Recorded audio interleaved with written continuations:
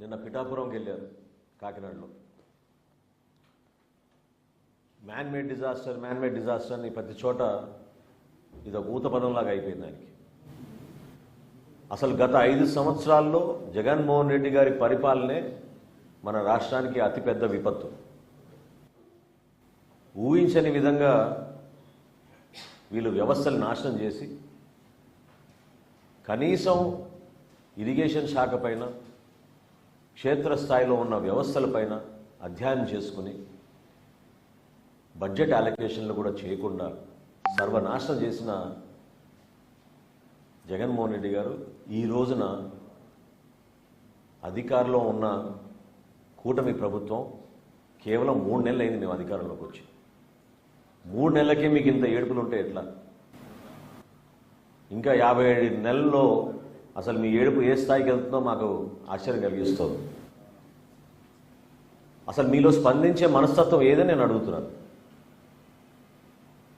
ఏ విధంగా పవన్ కళ్యాణ్ గారు నిలబడి రాష్ట్రంలో ఒక ఆదర్శవంతంగా 400 పంచాయతీలకి ₹1,00,000 విరాళం ఇచ్చి తెలుగు రాష్ట్రాలకి ₹1,00,00,000 చొప్పున విరాళం అందించి క్షేత్రస్థాయిలో ఆదుకోవాలని చెప్పి పార్టీ నాయకులందరూ కూడా పిలిపించి దూర ప్రాంతాల నుంచి కూడా జనసేన పార్టీ నాయకులందరూ కూడా తరలి వచ్చి ఎక్కడైతే ముంపు ప్రాంతాల్లో ఇబ్బంది పడుతున్నారో వాళ్ళకి సహాయ కార్యక్రమాలు అద్భుతంగా చేస్తున్న తరుణంలో జగన్మోహన్ రెడ్డి గారు కానీ వైఎస్ఆర్సీపీ పార్టీ కానీ చేసింది ఏంటని నేను ప్రశ్నిస్తున్నాను. పిఠాపురంకి వెళ్ళారు, కొన్ని ప్రాంతాల్లో పర్యటించి క్షేత్రస్థాయిలో మీకు పూర్తి అవగాహన వచ్చినట్టు ఒక 40-50 కాగితాలు పట్టుకొని ప్రెస్ ముందు మీరు మాట్లాడిన మాటలు ఏ విధంగా ప్రజలకు ఉపయోగపడతాయని నేను ప్రశ్నిస్తున్నాను.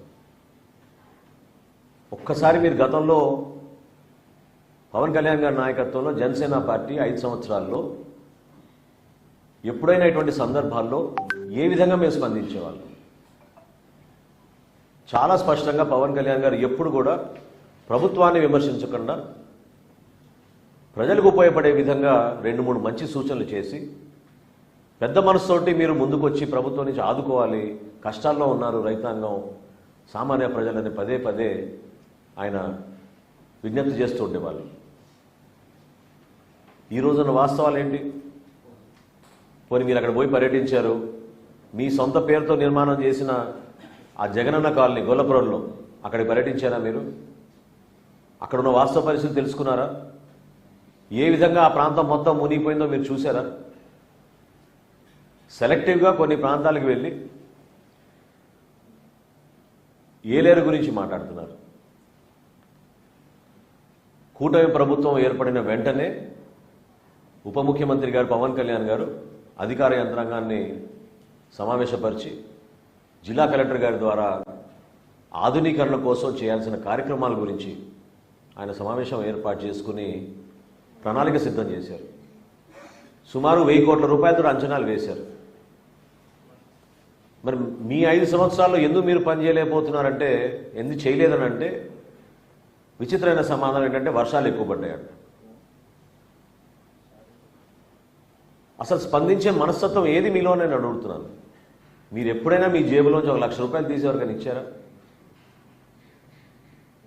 సామాన్యుడు ఇబ్బంది పడుతుంటే మీరు పరదాలు కట్టుకుని తిరిగారు ఆ రోజుల్లో. మ్యాన్ మేడ్ డిజాస్టర్ అంటే అద్భుతమైన ఉదాహరణ అన్నమయ్య ప్రాజెక్ట్. కేవలం మీ ఇసుక దోపిడీ కోసం గేట్లు ఎత్తకుండా 24 మంది బలైపోతే, 38 మంది ఆచూకీ ఈ రోజుకు తెలియకపోతే, 12 రోజుల తర్వాత సొంత జిల్లాలో ముఖ్యమంత్రి గారు పర్యటించారు. 12 రోజుల తర్వాత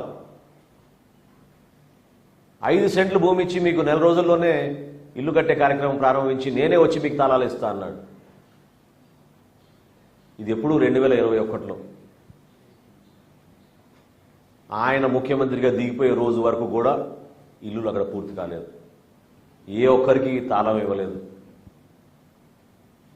ఈయన మాట్లాడతాడు మ్యాన్ మేడ్ డిజాస్టర్ అని. అన్నమయ్య ప్రాజెక్టు ఏ విధంగా కూలిపోయిందో దానికన్నా మ్యాన్మేడ్ డిజాస్టర్ ఏముంటుంది చెప్పండి.